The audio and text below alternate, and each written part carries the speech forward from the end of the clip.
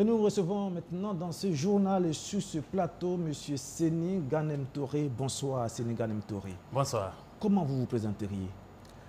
Je suis un ingénieur de formation, féru de la technologie et qui a toujours envie d'utiliser la technologie pour résoudre des problèmes et impacter positivement la vie des autres. Votre auto-présentation est bien modeste, il faut le dire. On va aller un peu plus dans les détails. Vous êtes le seul Burkinabé diplômé du MIT, la prestigieuse université américaine. Vous avez 2 entreprises aux États-Unis que vous avez fondées, M-Topo et Digital Integrity.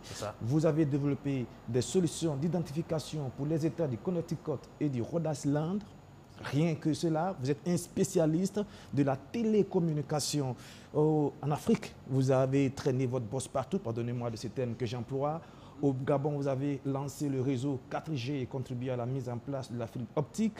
Au Soudan, vous avez construit le réseau 3G. Au Congo, vous avez mis en place le réseau de sécurité nationale. En Côte d'Ivoire, vous avez carrément révolutionné le système en décidant de la fabrication des pylônes sur place. Rien que cela, M. Seny Ganem Touré, qu'est-ce qui vous fait courir? Ce qui me fait courir, c'est réellement apporter ma petite pierre à la construction de mon pays et de l'Afrique. Nous avons beaucoup de chance d'avoir eu l'occasion de travailler dans ces grands groupes, d'avoir fait des projets très importants. À un moment donné, il est temps de regarder un peu derrière et de voir ce qu'on peut apporter chez nous pour essayer de participer à la construction de nos pays.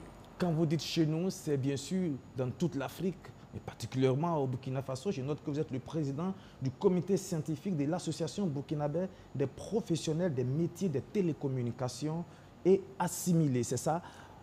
Comment jugez-vous le niveau de la télécommunication au Burkina Faso?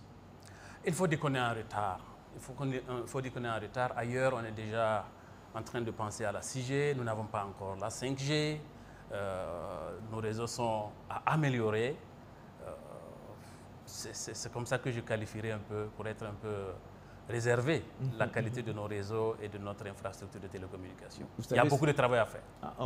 Dans notre jargon au Burkina Faso, on le dit dans un français assez particulier, on dit « c'est bon, mais ce n'est pas encore arrivé ». Ce n'est pas encore arrivé. Il y a beaucoup à faire encore. Beaucoup de travail à faire. Et comment pensez-vous qu'on peut combler ce gap-là? Parce que la technologie, ça va très vite. Et si on ne fait pas les choses bien et assez rapidement, on risque de rester à la traîne et ça peut avoir un impact majeur sur nos industries, nos entreprises et nos affaires au Burkina Faso. Ce qu'il faut faire, il faut s'adapter. Il faut s'adapter à la fois en termes d'infrastructures, il faut s'adapter en termes d'offres de services.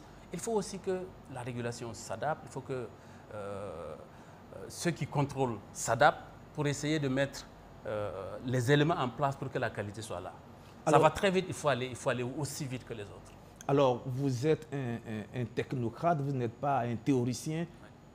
Concrètement, si on devrait pouvoir faire un bond rapide, 2 ou 3 décisions majeures, rapides à prendre, peut-être dans les mois à venir, ce serait quoi si on vous donnait le pouvoir de décider?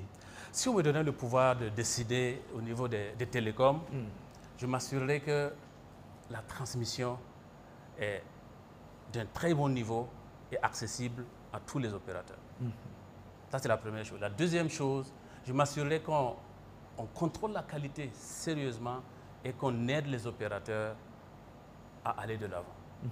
Troisième chose, j'insisterai pour que les services digitaux soient développés beaucoup plus rapidement pour qu'on puisse prendre avantage de ces technologies pour développer nos pays et créer de la richesse. Et c'est quoi le blocage pour tout ça? C'est quoi? Ce sont les infrastructures qui ne sont pas à la pointe ou c'est plutôt des décisions politiques? Je dirais un peu des deux. Un peu des deux, d'accord. Voilà. Un peu des deux. Et ça demande aussi beaucoup d'investissement. Tout à fait. Vous êtes le prochain invité de Africa Golden. Seny Ganem Touré, vous êtes diplômé, je vous le disais, au MIT, dans les télécommunications. Et le thème que vous développez, c'est Web 3.0 et blockchain, opportunité de création d'emplois et d'investissement pour les jeunes.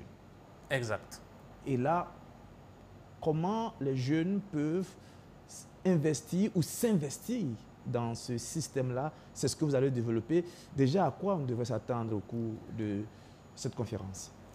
Merci beaucoup. On doit s'attendre à ce que je donne plus d'orientation sur comment capturer la valeur de la technologie blockchain et de Web3.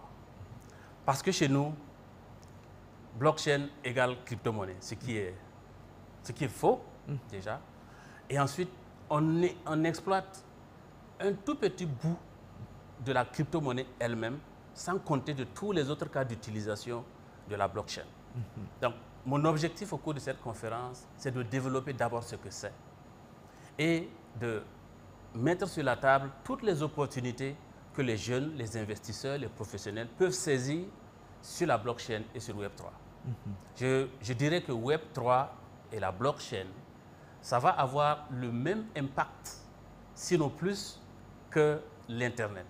Ah, plus que l'Internet. Plus que l'Internet. L'Internet, c'est déjà révolutionnaire. C'est déjà révolutionnaire. Plus que l'Internet, c'est encore plus grand. Ce n'est pas moi qui le dis, c'est Linux Foundation, c'est tout un ensemble de spécialistes qui le disent.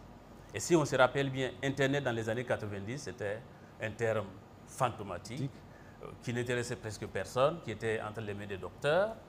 Et personne ne s'imaginait qu'Internet allait être littéralement dans chaque poche aujourd'hui. Absolument. On peut naviguer, on peut se faire servir un repas, on peut consulter la météo.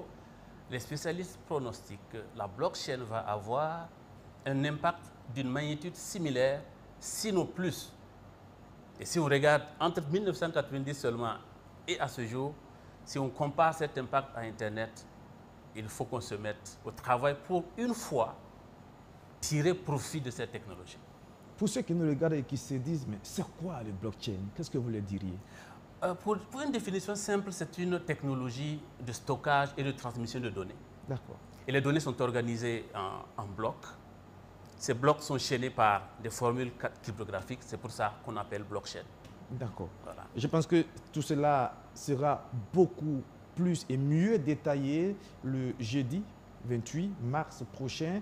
Ça sera au CENASA. Vous êtes là pour expliquer en long et en large ce que c'est que le Web3 et le blockchain, comment les jeunes peuvent s'intéresser à ce système qui sera au-delà d'Internet, quand on sait qu'avec Internet, ceux qui s'y sont intéressés ont gagné beaucoup d'argent, ont pu faire des gros investissements. Seul moment pour les jeunes burkinabés qui veulent connaître cette technologie et qui veulent investir et s'investir dans cette technologie de venir. Ça sera le jeudi 28 mars prochain au CENASA. Exact. C'est ça. Donc, rendez-vous à tous les Burkinabés qui voudront y participer. Ça sera à partir de 17h00. Merci, M. Seni Ganem Touré.